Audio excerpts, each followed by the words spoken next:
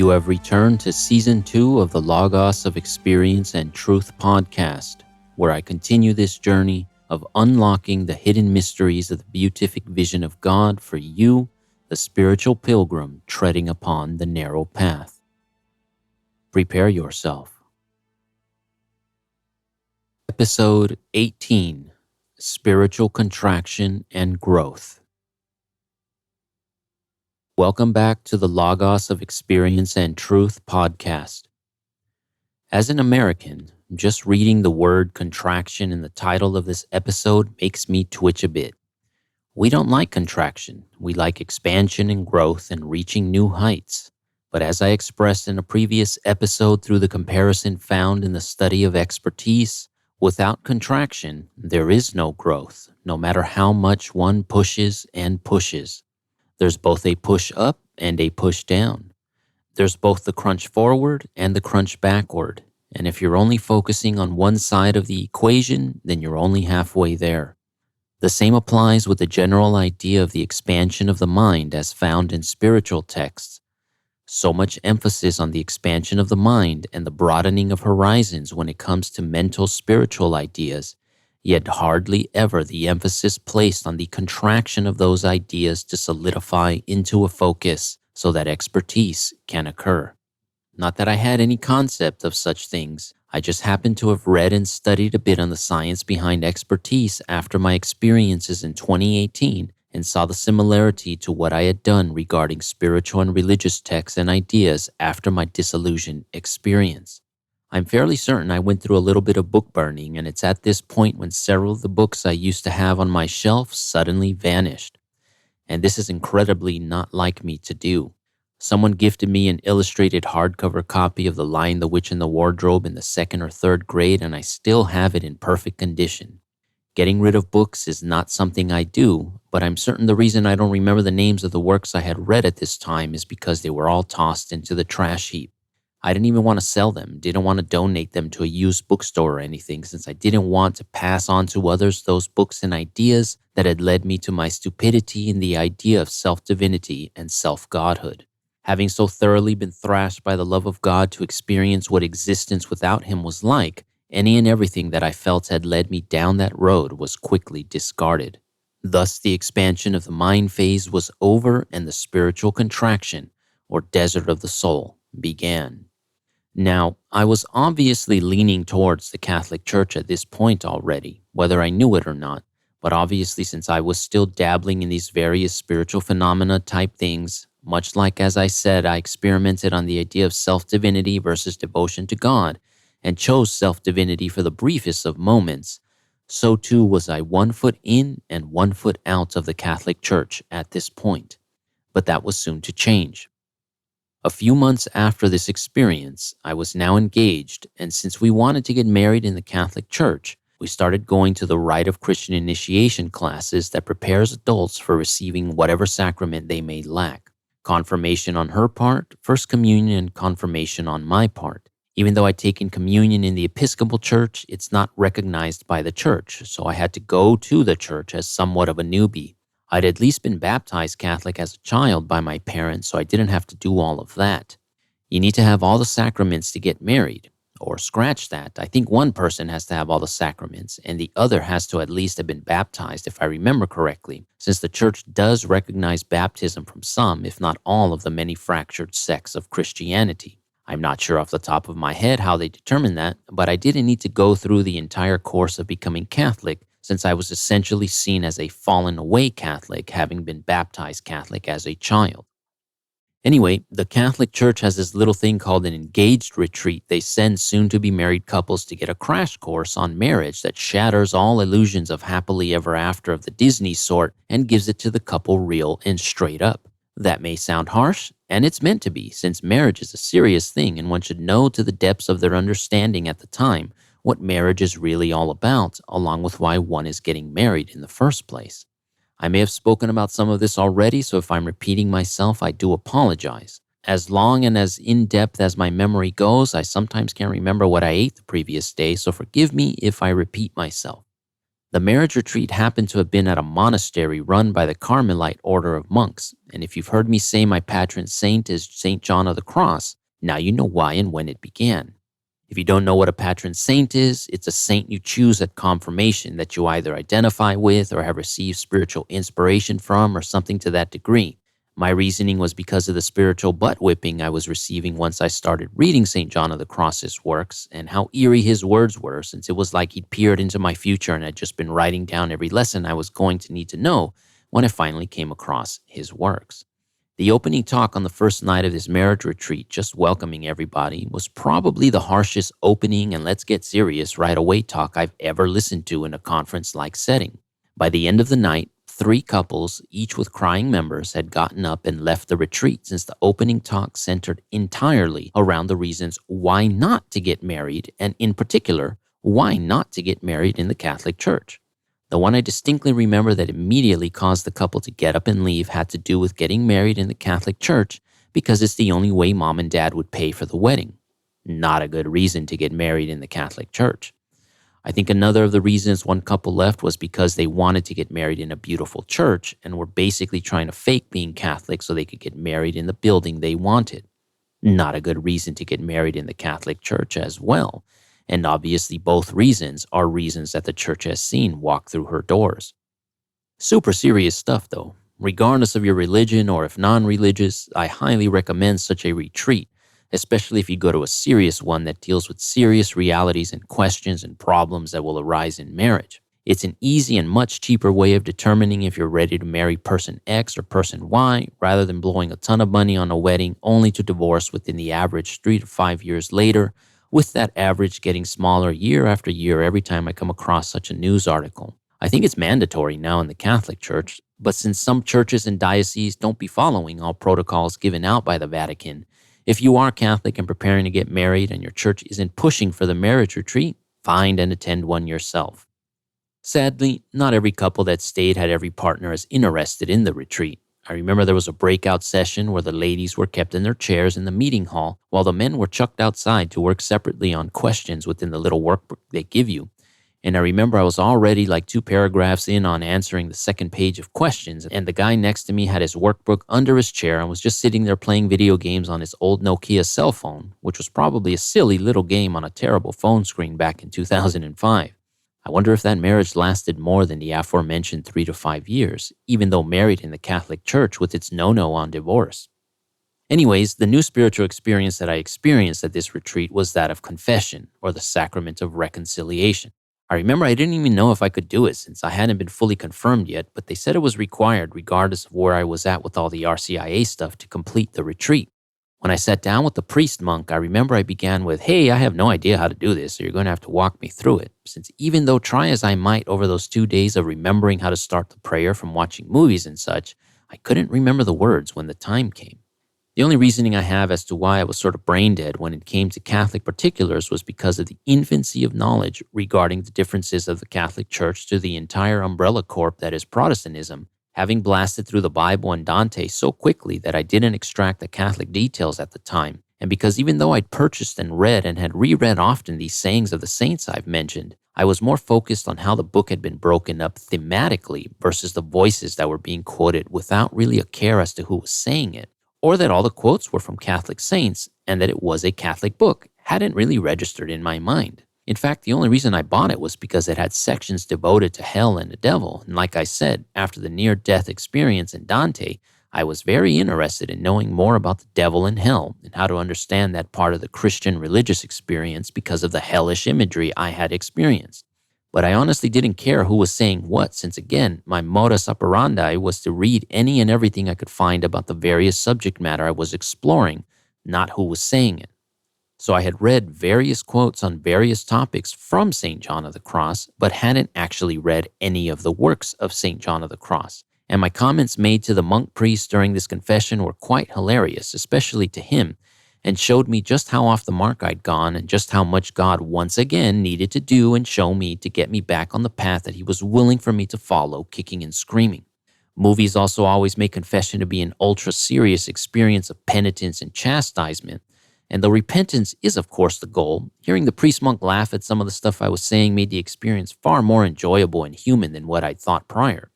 I don't remember the exact words of everything that I said, but I sort of summarized all my drug use, porn, and masturbation time and told him of the near-death experience I'd had and what I'd seen. But even after the Dissolution Experience and after tossing out the New Age books I had, I was still sort of holding on to the idea of at least visiting these types of works at a later time, and that they had so much more to offer me mystically and in teaching meditation than what the Catholic Church seemed to offer when it came to meditation in particular.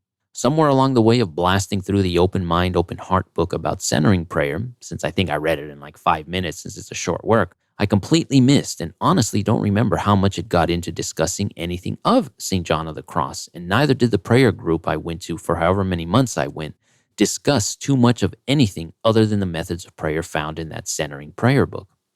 The priest sort of chuckled and his eyeballs did that rolling around to look at his surroundings before asking me, "Do you know where you're at?" "A monastery," I responded. "Do you know what order of monastery this is?" "Carmelite." "Do you know anything about St. John of the Cross?" The name rang a bell from the book of sayings of the saints I've mentioned, and I tried to save face. I read some of his quotes, but I didn't know he was Catholic or a Carmelite. He chuckled again. "You've had some serious spiritual experiences, I can tell. When we're done in here, I want you to go to the bookstore we have and buy the works of St. John of the Cross. You will find and learn all that you are seeking regarding the depths of Catholic meditation and contemplative prayer." Feeling like a dumb shit, but at least now a guided dumb shit with something new to read, I did as he suggested and went to the bookstore. I found the collected works of St. John of the Cross, looked around, was intrigued by the Rosary and what praying the Rosary was all about, since it seemed to be a Catholic way of entering into meditation, even though the little paper that came with it had a megaton load of words and prayers printed on it. Bought a Rosary, a small book about the Rosary, the collected works of St. John of the Cross, a 10-pound bag of oranges since the monastery had orange groves, and was on my merry little way. As was my usual case with reading, I began blasting through the text as I was also practicing and trying to remember all the prayers of the Rosary so I could pray it without reading off the little paper. I remember flying through the poetry in the first part of the book, zipping through the first sections of the ascent of Mount Carmel, and then was suddenly stopped in my tracks when he spoke about needing to relinquish any spiritual visions that one might have had or received, for the danger of the vision having come from the devil, especially if one's gift of discernment hadn't been developed yet. I don't think he directly said the word vision. It's some other term in the work that I can't quite recall. But the point was that while in spiritual infancy, and especially if one didn't have a spiritual mentor or director, which I clearly did not and have not had, one that was unable to discern the good visions from the bad ones, or the one sent by God, or the one sent by the devil, had to simply do away with all of them, for if there was any merit or benefit from a vision from God, then the merit or benefit would occur with or without the awareness of the individual, since as a vision or impression or, what was the term he used? I can't remember. But that the benefit would come regardless if it came from God, but if from the devil, one would have to actively focus on it for any temporal benefit to arise. And actively focusing on it would require a loss of focus on the devotion to God, and thus would take away from actual devotion, and thus would become a stumbling block. So better to do away with any and all such mental impressions that seem to come from the supernatural until discernment had been developed. As stated earlier, when it comes to these types of ideas, as soon as they strike a chord within me, I tend to instantly work on taking that to the ultimate level of understanding and comprehension that I am capable of attaining to. All he was talking about was like the benefits of prayer or the spiritual enthusiasm that comes while walking the path, but I took it to mean any and all spiritual gifts, including everything other than the hope, faith, and love that St. Paul speaks of, such as speaking in tongues, discernment of speaking in tongues, healing of hands, prophecy, etc., and basically everything I'd been dipping my toes in for 4 years. And most importantly, though I didn't see my near-death mystical experience as having been something given by the devil, in time I would come to see this experience as the basis for my faith, and that I would eventually have to let go of even this in my mind as that foundation for my belief in God, to truly find belief and faith in God. Sounds strange, I'm sure, because how can one forget something so monumental having occurred in their lives? It wasn't that I forgot about it. It's more like I stopped looking at that experience as the reason why I believed in God, or that I stopped seeing that experience as the basis for seeing myself as a spiritual individual or as a mystic, that I began to detach myself from that experience and began to attach myself to the Catholic faith as a whole and to the prayer of the Rosary in particular. It may seem like praying the Rosary would have been easy peasy for one that had meditated for hours on end or had religiously fasted for 3 days on no food, but praying that prayer was the complete opposite of what I'd come to understand as meditation, or the emptying of the mind, or in yogic terms, leashing or yoking the mind so it stops jumping around like the monkey mind they like using to describe the thoughts of one untrained. It was annoying like nobody's business to have to repeat the same pattern of prayers over and over again, with the only difference being in the day and the mysteries of Christ that were highlighted during each decade interval. Super boring, and it became a super boring chore to have to remember the pattern. And every time I lost track of where I was on the Hail Mary count, if I was praying it without the Rosary in hand, like while driving, I'd have to start again from the beginning, since I didn't want to do less than what was required, but more, especially if I had lost concentration as a type of self-punishment or mortification. As a way of breaking the monotony, I bought the prayer book used for the prayer of the hours. I thought at least having different things to read each day would help with the monotony of how prayer and meditation was going so far in this Catholic excursion, but that thing was even more boring and monotonous than the Rosary. At least with the Rosary, I could hold the thing, and there was something tactile to the habit of rolling one bead after the other, as opposed to this hours prayer book and its antiphons and canticles that seemed to be the exact same thing day after day.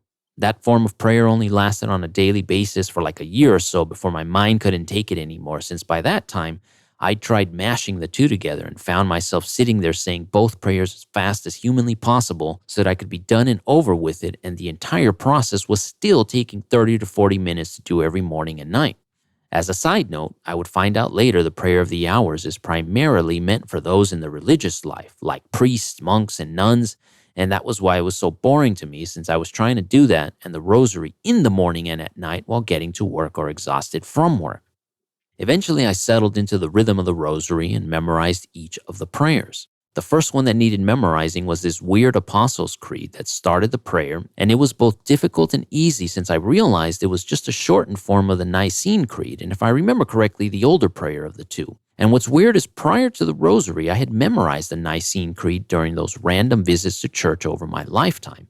But even now, during Mass, there's times I can't remember the Nicene Creed without mixing it up with the shortened Apostles' Creed that was hammered into my mind over the 3 to 4 years of daily praying the Rosary. I have to rely on the priest giving the Mass or the parishioners around me for guidance when it's time to recite it. And I get frustrated with those priests that sometimes trail off on the Nicene Creed and stop leading the recitation of it, because then I'm guessing and mumbling the words when I start mixing it up and speak louder when I get to a part I remember. Every time this happens, I have to stop myself from laughing during Mass, because I remember that old Mr. Bean episode when he goes to church and only sings the chorus of the hymn since it's just Alleluia over and over again, and he booms it all out since it's the only part he knows. I have an app that gives me the Mass for the day, specifically the reading, since if you've got babies, you have to enclose yourself into the little isolated side rooms, and oftentimes there's no Mass prayer book in there. But since it means I've got my phone in my hand, I always get self-aware, like if it looks like I'm not paying attention and just messing around on my phone, when it's really because I'm following along on my phone. Much harder to hide this when standing and doing the Nicene Creed versus sitting and following the readings on the phone. So priests, please don't trail off when leading the Nicene Creed.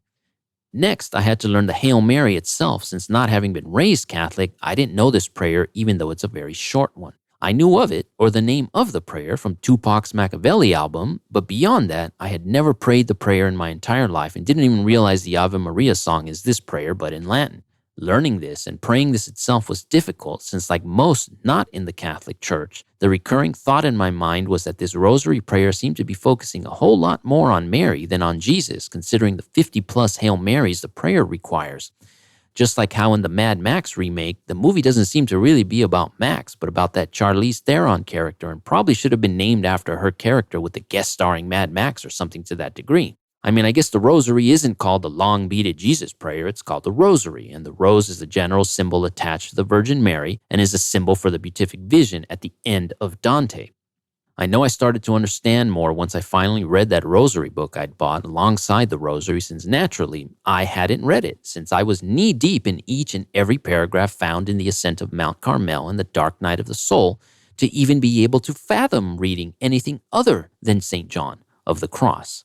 If you can believe it, during the span of close to 4 years, I almost exclusively read the works of St. John of the Cross, and it's the slowest reading I've done in my entire life, since each and every paragraph, after reading about the need to put away thoughts regarding spiritual things seen, brought my awareness to critical mass the moment I'd open the book and read each and every pitfall he warns about that I'd already swam in. And I had to stop and meditate on it to fully digest what he'd said, line after line, paragraph after paragraph. Almost 4 years, only this, that little Rosary book, and the Bible, after having spent the previous 3 years reading at least 100 religious spiritual books, alongside fun reading and all school and university reading. Reading at such a snail's pace was not like me, but try as I might, I simply couldn't read any faster. I'd even tell myself before beginning to read that on this day and this sitting, I wasn't going to stop and contemplate what I was reading to any further degree than just notating something interesting or journal writing, and every single time my plan would fall apart as I'd pause to make the mental note or jot a note down, and then I'd find I needed to think deeper, and then I'd start meditating, and then 20 minutes later I'd come to if I happened to have fallen asleep, and I'd realize that my bookmark needed to remain on the page it was on, and that I'd made no progress towards finishing this book and had to do it again the next day, starting from the same page. Like I said in the first season of the podcast, I have since become traumatized after reading this work and haven't been able to reread it ever since. If I have had a spiritual teacher in the spiritual sense, it most definitely has been St. John of the Cross, lashing me over and over again to think deeper on each and every line in his work. In addition, something weird began to happen alongside this strange reading one paragraph at a time stuff. Other than the Bible and that History of the Rosary book, any other books I tried to read would instantly put me to sleep, as if some barrier had been placed between me and reading. I'd start trying to read some random fiction. Let's just say I wanted to read The Lord of the Rings again, and I'd get as far as and Frodo Baggins was blah blah blah, and I'd fall asleep. I was somehow incapable of reading anything else during this time, and it was the strangest thing I've ever encountered when it comes to reading. Sure, I'd fallen asleep while reading before plenty of times, but that was after a few pages, a chapter, or when trying to push to finish the next chapter before going to bed, and you'd wind up with your chin on your chest and the pages bent on your book because you'd fallen asleep and dropped it. But I'm talking I couldn't get past 2 to 3 sentences before the Sandman was dumping a truckload of his sleep dust upon me, and I'd knock right out. I even made a joke of it, of saying time to go to bed, and I'd get into bed with a book open and read a sentence or two and would instantly knock out.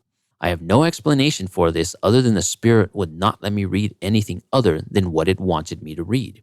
No other way of saying this than that, and I know it sounds super wacky-tacky, but that's literally what happened to me over a 3 to 4 year period. After 3 years or so of my mind being bludgeoned to death by the daily chastisement I saw of myself found in the works of St. John of the Cross, I knew I finally needed a break and found and bought the dramatized Bible audio series. I was an outside sales rep during this time, and while driving from customer to customer, I primarily spent my time listening to boring snooze fest sales training CDs and hadn't even thought about expanding my knowledge of the Bible or Catholicism in the same vein.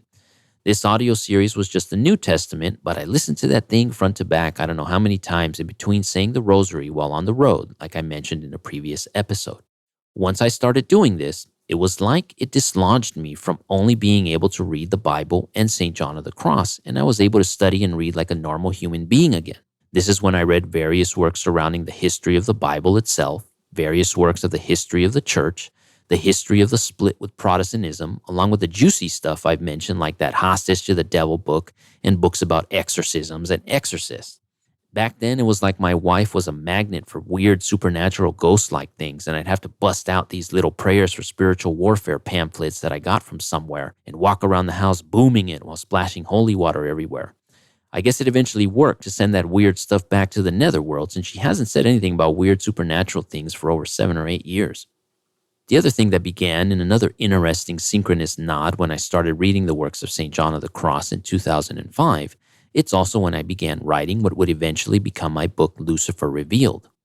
I had no idea back then that what I was writing was the reflection of my spiritual journey during the course of time it took to write the thing, and really over the years of trying to wrap my head around disciplining myself as a writer to write it. The opening, for instance, reflects the station of the character abandoned or lost spiritually, and though I didn't feel lost spiritually, it did feel like much, if not all, that I had learned the previous 4 to 5 years had to be purged from my mind, and it left a feeling of dryness, a feeling of parchment, an emptiness, or the spiritual phase I would come to call the desert of the soul, since dark night was too confusing to me as St. John had worded it, since it mentally creates the image, at least in my mind, of a singular moment, not the daily grind trudging through the desert of one's mind and soul in the search for answers, clarity, and ultimately God. And it was around this time in 2008, 2009, and probably what spurred me to start learning something new and what got me to buy that Bible series, since I remember I was driving around, cold calling in my territory, reflecting on how I hadn't had a single synchronous type event, how I'd gone from trying these healing of hands and that it had worked, but now I couldn't try practicing it further since was it God or the devil, and that when I prayed, it didn't feel like I was receiving any succor. It didn't feel like I was receiving that spiritual enthusiasm from when I'd first began. It didn't feel like I had that connection to God anymore that had carried me during those early years. Due to my dissolution experience, I constantly thought I was being punished. This was the just reward for having turned away from God, even though for only an instant, but turning away from God after God had saved me from death and giving me a second chance. I remember looking deeply into what Jesus says about forgiveness if God and Jesus are denied, but no forgiveness if the Spirit is denied. So I knew, yeah, all right, I'd messed up, but I hadn't messed up that far. And somewhere in the works of St. John of the Cross, I can't remember where, but he describes these different phases. He describes that early on, to boost one's confidence, to build one up, to show favor, to bring one closer, that God gives these things to the spiritual person walking the path, for they are needed, like a child being cooed to take its first steps. But that at some point, this ends, and that it's a sign of spiritual maturity and a sign of needing to grow anew, for the early growth is ended. But that it's difficult because it's as if God suddenly hides his face. The prayers or meditations that were once so potent at instilling a sense of oneness or purpose suddenly lose their flavor and become bland, and one suddenly feels as if God is nowhere to be found, as if God has abandoned them. And this is the oft-quoted verse I've given from the traditionally said to be St. Paul, but maybe not St. Paul, from the book of Hebrews quote of milk for babes and solid food for adults. That if one progresses, God eventually takes the training wheels off and tosses you into the desert of the soul. And I realized this while in my car driving. And I think I even yelled it out in the car when it dawned on me while I was feeling the way I was feeling. I'm in the desert of the soul phase. That's why everything spiritual appears and feels like it sucks. As harrowing as that realization may have been, it at least gave some relief and comfort, since I at least knew where I was at. I at least knew that this was now the testing phase, the gold refined in the fire phase, as in the wisdom literature of the Old Testament. I at least knew that just as my there but not there teacher St. John of the Cross had explained in his work, I had entered into a new phase of the spiritual process and had actually made progress. I'm doing my best to remember if there's anything anywhere that speaks of how long this phase lasts, and I honestly can't remember. Since Jesus was, Jesus, he was only in the desert for the 40 days and 40 nights as a method to show us the path. And I wouldn't make the connection to seeing this phase reflected in Moses and then the Hebrews until way later, in the months leading up to the mystical experiences in 2018. But nothing speaks about how long this phase can last. I know it was during this time, once I realized where I was at, that I bought and began studying the Desert Fathers' sayings, since naturally they were in the desert. And even though I wasn't entirely aware that I was reading this to find the similar experiences in others that had been tested in this way as I now was, but I suppose I was unconscious of it or led to it, because after St. John of the Cross, I read this work many times, and why to me St. Anthony of the Desert is just the heavyweight champ of this phase of the spiritual life. I also have a half-written book about one of the stories told in these tales and even call it Desert Father. Hopefully someday I finish it. And looking at my timeline, reading through my notes, there's something about this that brought a kind of strange revival in me. Many journal entries during this time speak of a deep and spiritual thought process occurring similar to the ones I read in the previous season of episodes. of feeling a deepness and connectedness, like something was pressing through my subconscious and into my conscious mind regarding the entire spiritual process I was going through, the struggle to find God while out in the desert within, instead of continuing to seek Him without. But differing ideas have a way of sneaking in. Even though I was reading the text, seeing the examples, loved the story of St. Anthony in the desert, not paying attention to the dancing naked beauties as he focused on God, saw the similarity of that to what the Buddha was tempted with, almost as if on cue, with recognizing that I had entered the desert of the soul. Big, supergiant hint at what happens in the desert of the soul. This was when I discovered the conspiracy theory stuff, when I started reading into the ancient alien theory type stuff, was watching stuff on ghosts and possessions, when the pull towards video gaming over studying and writing more overcame me again after my 2-year hiatus, and the lure of the world overtook my mind.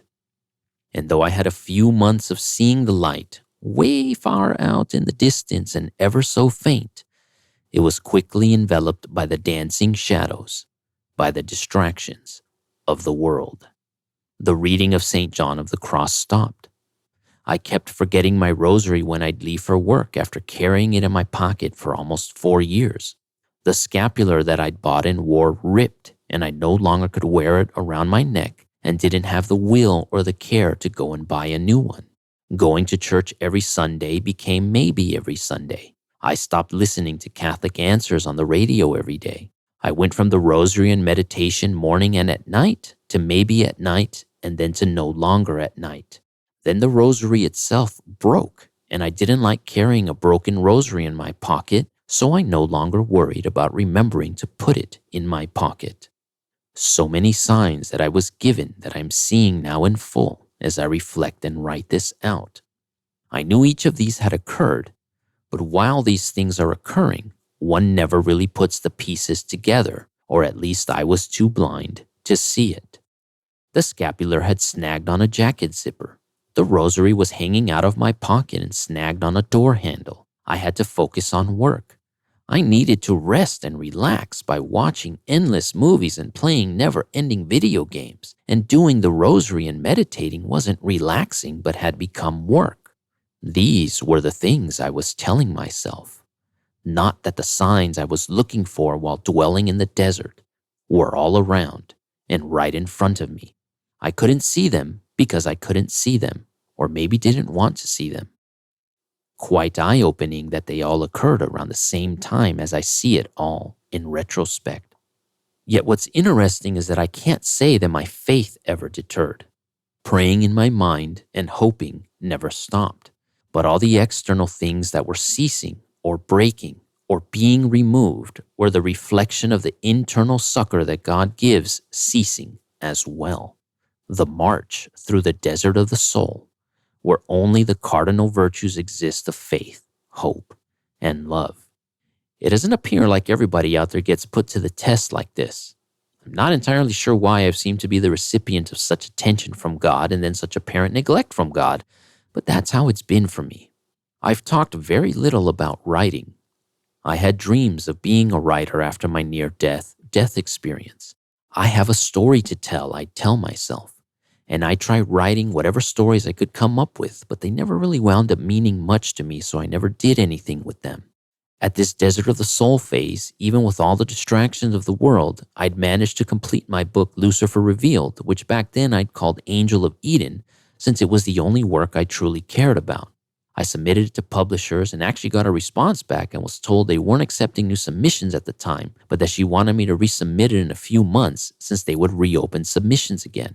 It seemed like the fruit I'd been cultivating from writing was near. And then, the final nail in the desert of the soul coffin that told me God was taking me somewhere I had no idea where He was leading.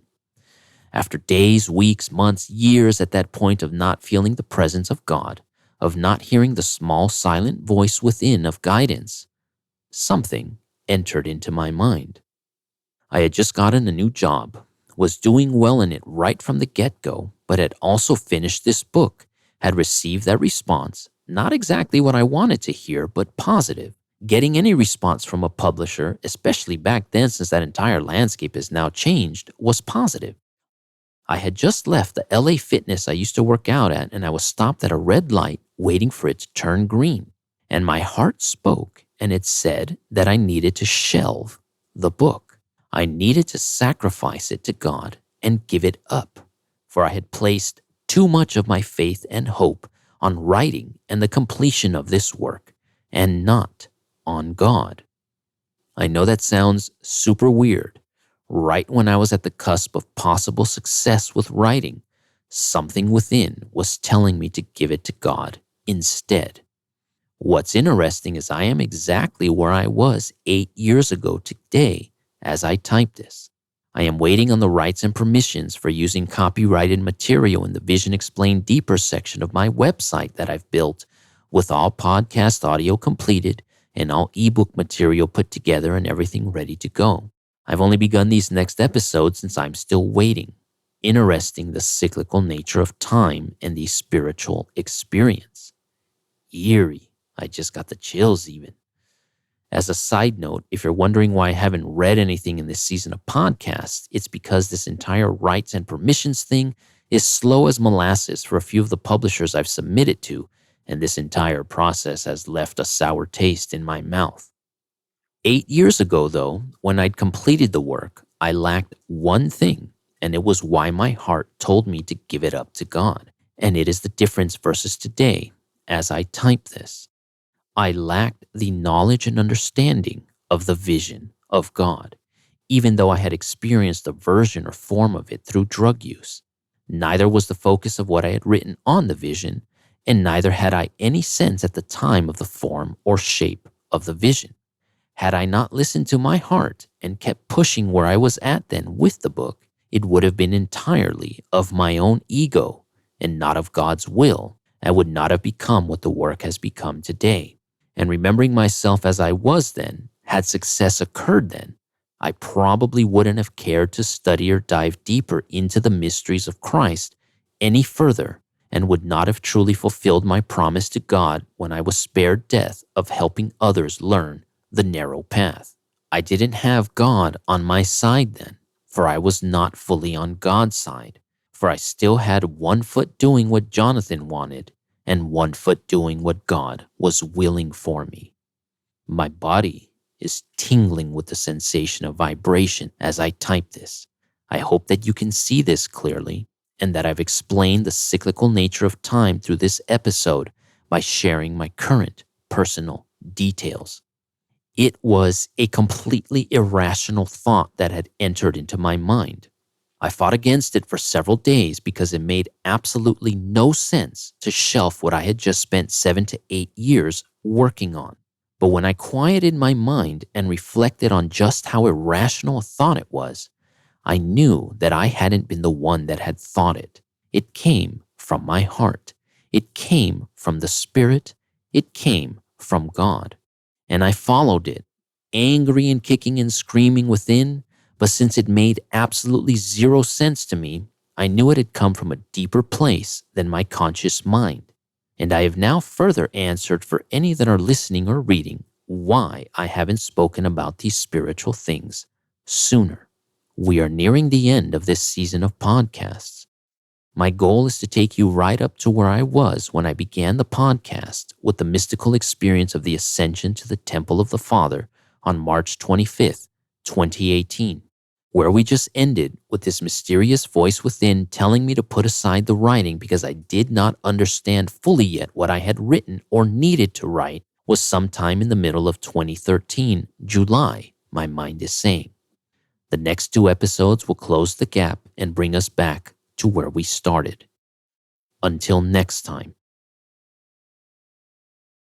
If you have yet to visit logosofexperienceandtruth.com and borne witness to and made the connection of the near 1,000 images portraying what is seen during the mystical vision throughout all time, all peoples, all cultures, all traditions, the visual representation of the epitomes of science in all religions, make sure to visit and see and judge for yourself if what is shown equals my claim to experience and truth, and that which potentially unites all the deeper hidden invisible mysteries of humankind.